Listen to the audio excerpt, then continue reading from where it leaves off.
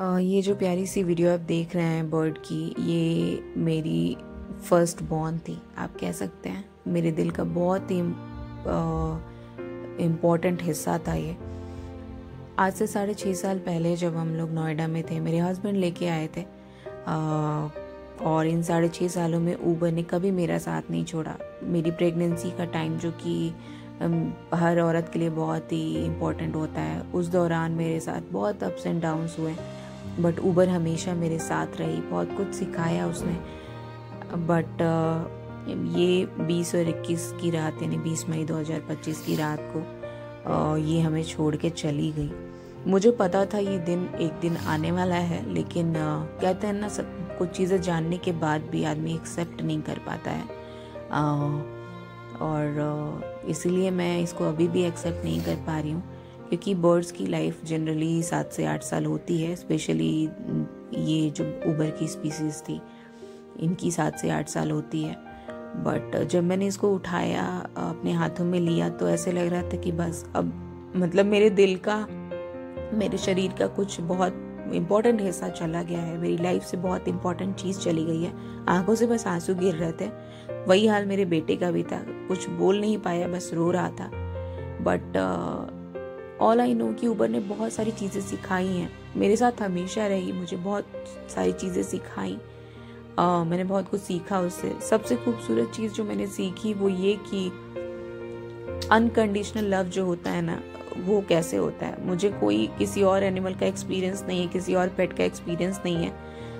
लोगों का generally dogs के साथ होता है, क्योंकि बहुत फैमिलियर होते हैं, फैमिली फ्रेंडली होते हैं, बट मेरा ऊबर के साथ रहा। मुझे ऐसा लगता था कि कुछ भी हो वो हमेशा मुझे समझती है, क्योंकि उसके रिएक्शंस ऐसे होते थे जब भी मैं उससे बात करती थी।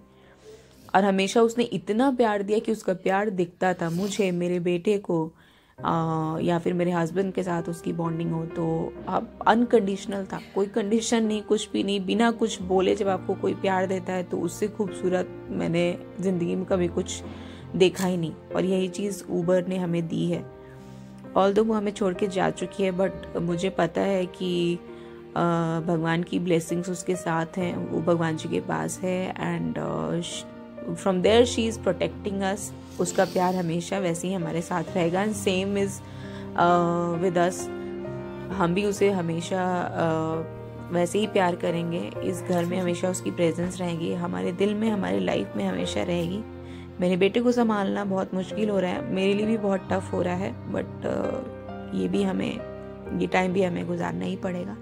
ऊबर की बहुत ब्यूटीफुल मेमोरीज कुछ आपको इसमें देखने को मिलेंगी। मेरी प्रेगनेंसी की टाइम मेरे बेबी बम पे बैठना उसको बहुत पसंद था, जैसे कि वो बच्चे को प्रोटेक्ट कर रही हो। और वही बॉन्ड जब मेरा बेटा हुआ तो उसके साथ देखने को भी मिला। बहुत प्रोटेक्टिव थी मेरे बेटे के लिए वो। जरा सा भी रोता था तो बिल्कुल एकदम ऐसे लगता था चिल्ला चिल्ला के घर सर पे उठा लेती थी ऊबर। और एक बार तो ऐसे ही हुआ था कि अचानक से गलती से वो बालकनी से बाहर घर में घूम रही थी और उड़ी जैसे ही तो बालकनी का दरवाजा खुला था, बाहर चली गई। उस दिन जान निकल गई थी कि अब नहीं आएगी, बट दूसरे दिन वो बालकनी के सामने सीधे पेड़ पे बैठी थी, एज इफ जैसे कि वेट कर रही हो हम बुलाएं, और वो चली आए, वो आ गई वापस।